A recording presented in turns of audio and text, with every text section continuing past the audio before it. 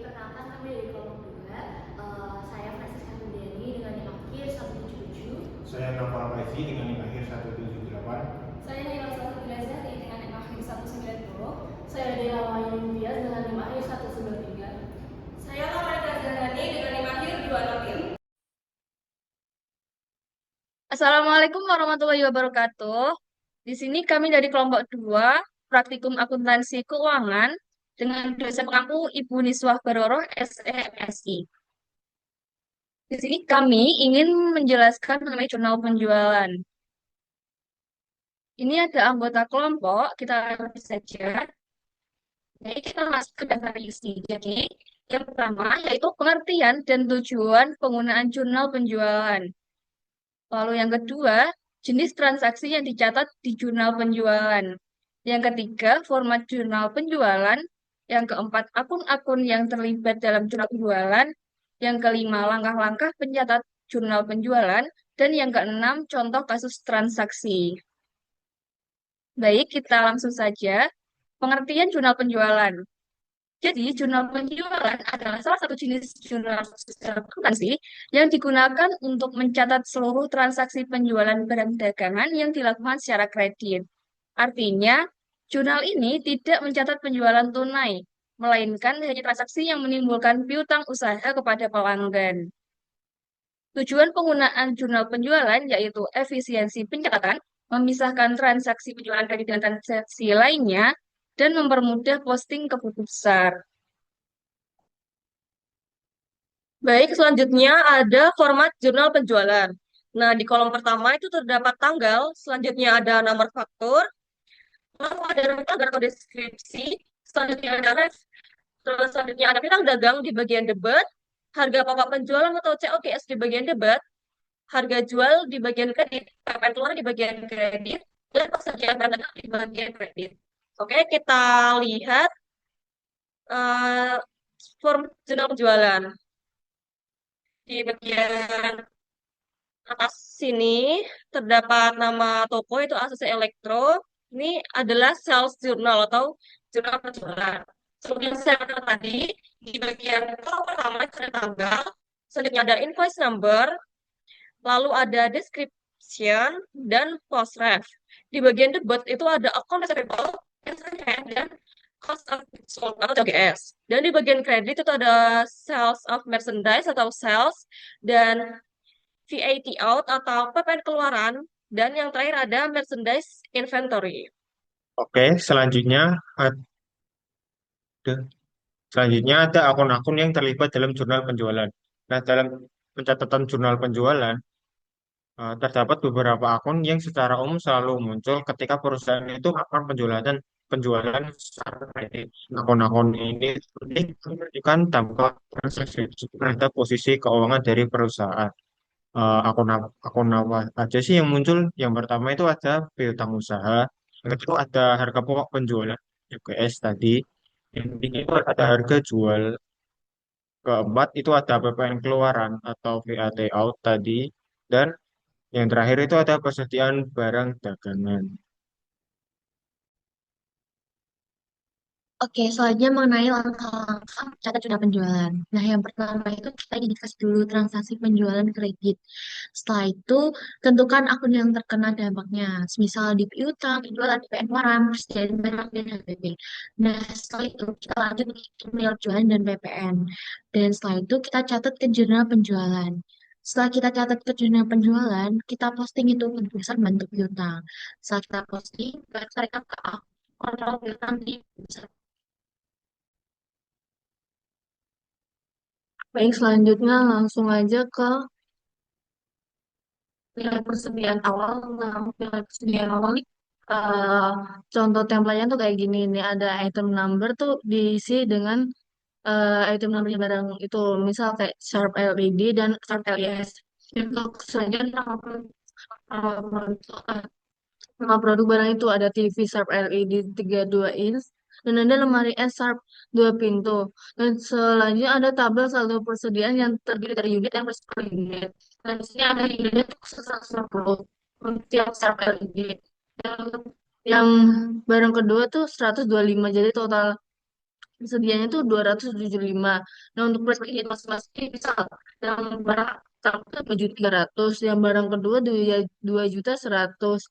Nah, untuk harga jual per unit 600. Dan kalau untuk harga jual per unit barang kedua tuh 2.500.000. Untuk nilai persediaan ini 345 juta udah didapat dari 150 unit dikali dengan price per unit ini 2.300.000 dan 262.500.000 dapat dari 125 dikali dengan 2.100.000.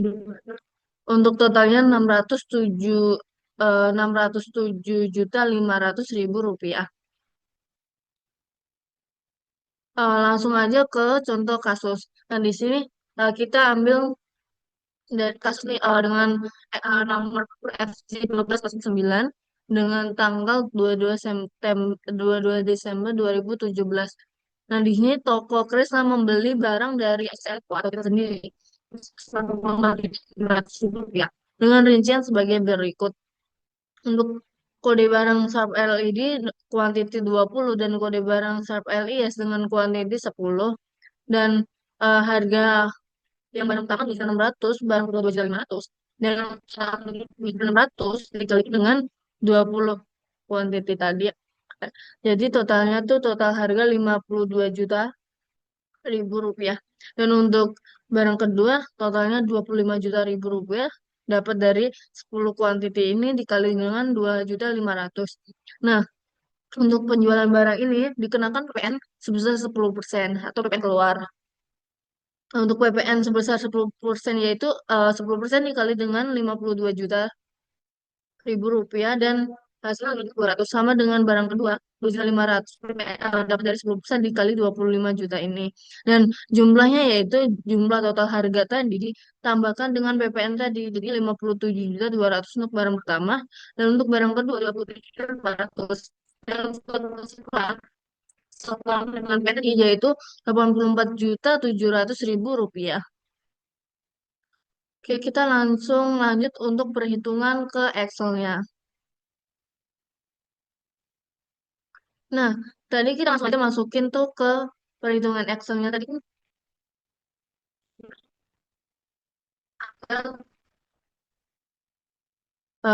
22 Desember dari toko Krisna Elektronik. Kita langsung masuk.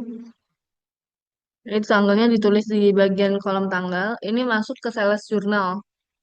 Dengan tampilan sebagai berikut, kita langsung masuk ke tanggal tadi. Terus ini FJ 1209.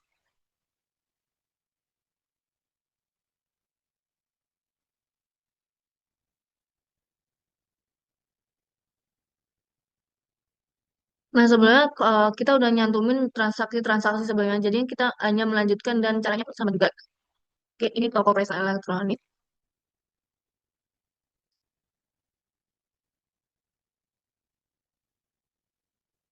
Dan di sini dimasukkan yaitu account receivable atau total dari keseluruhan tadi yaitu sebesar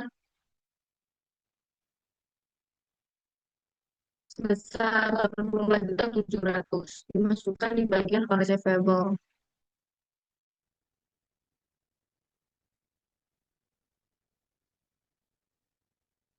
Nah, di bagian cost of goods sold sama bagian merchandise inventory nanti kita masukkan dengan cara mengambil dari inventory ini. Kita skip dulu, kita langsung aja ke sales. Sales itu total dari harga sebelum PPN. Untuk total dari harga sebelum PPN kita bisa lihat dari soalnya tadi itu sebesar 57 50 juta 25 juta jadinya totalnya 77 juta.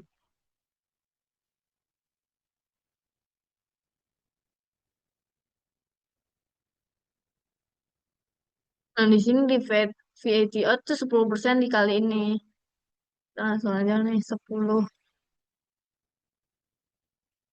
karena kayaknya 10%. 1.700.000. Nah, untuk mencari merchandise sama COGS, kita langsung aja ke inventory card.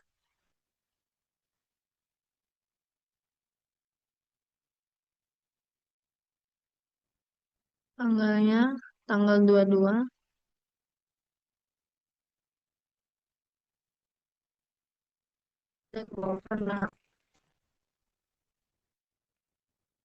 Nah, tadi nominalnya kita bisa lihat di soal lagi. Untuk nominal yang pertama ada 20, yang barang kedua ada 10. Nih, kita 20 oh, dengan price per unitnya tuh 2.300.000. Kenapa price per unit 2.300.000? Yang sebelumnya ini udah ada di saldo persediaan yang awal tadi itu. Dengan price per unit 2.300.000 kita pakainya dengan pakai harga belinya itu gitu. Nah, ini langsung aja ini quantity dikalikan dengan price per unit.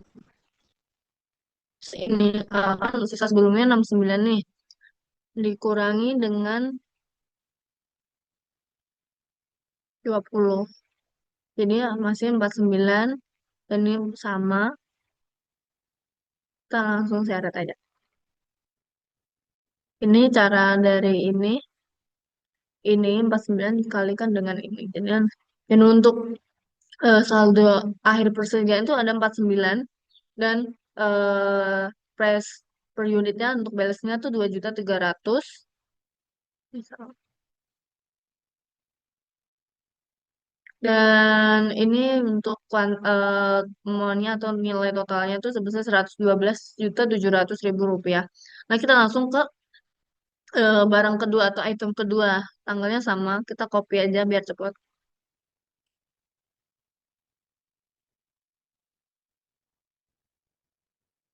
Nah, ini tadi poster 10 selebihan soal. Dan harganya pun sama. Dan caranya pun sama kayak yang di atasnya tadi. Kita langsung aja copy.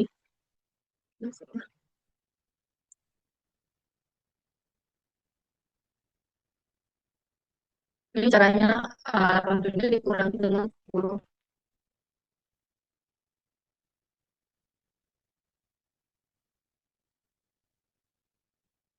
Ini caranya juga sama.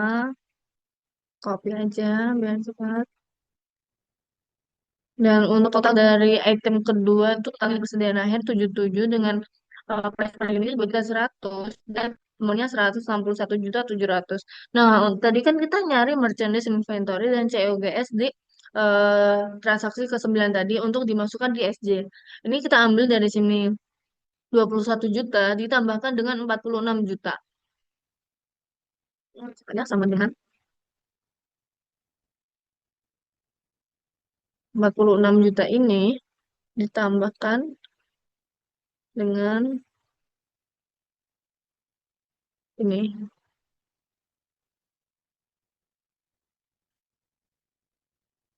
Hasilnya 67 juta. Yang ini pun sama, yang merchandise inventory. Dan kita lanjut ke setelah mengisi ini, kita lanjut ke kartu piutang. Kita langsung aja cari di Kokresna, kartu piutang Kokresna. Nah, untuk kartu piutang Kokresna atau Kresna elektronik ini kita langsung aja tanggalnya 22 bulan 12 2017 sama bulan kredit. Untuk nominalnya tadi sebesar dari kita ambil dari piutang ini atau account receivable ini sebesar 84.700.000.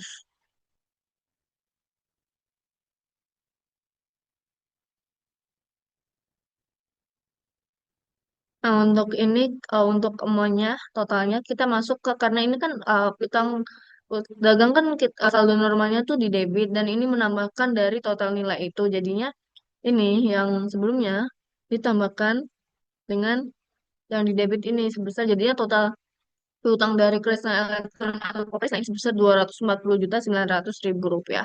Nah, di tahap ini kita udah selesai dan kita bisa lihat balance-nya untuk yang debit sebesar ini 753.960.000 rupiah. Untuk yang kredit sebesar 753.960.000 rupiah. Nah, tahap ini udah selesai ya untuk mengisi sales journal. Selain itu ada tahap untuk recapitulation sales jurnal. Kita masukkan langsung aja.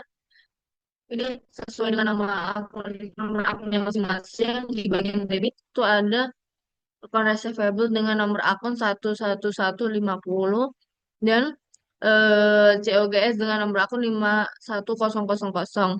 Dan untuk nominalnya atau amount-nya tuh udah transkrip otomatis dari ini. Ini dari ini dan ini dari ini.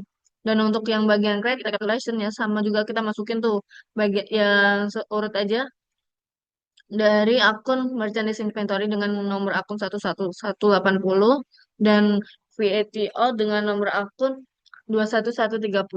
Dan selanjutnya ada sales dengan nomor akun 4100 sesuai masing-masing nominal itu. Ini sama dengan ini sama dengan ini, dan ini sama dengan ini, dan total balance-nya yaitu 753.960 sama. Oke, kita lanjut ke PPT lagi.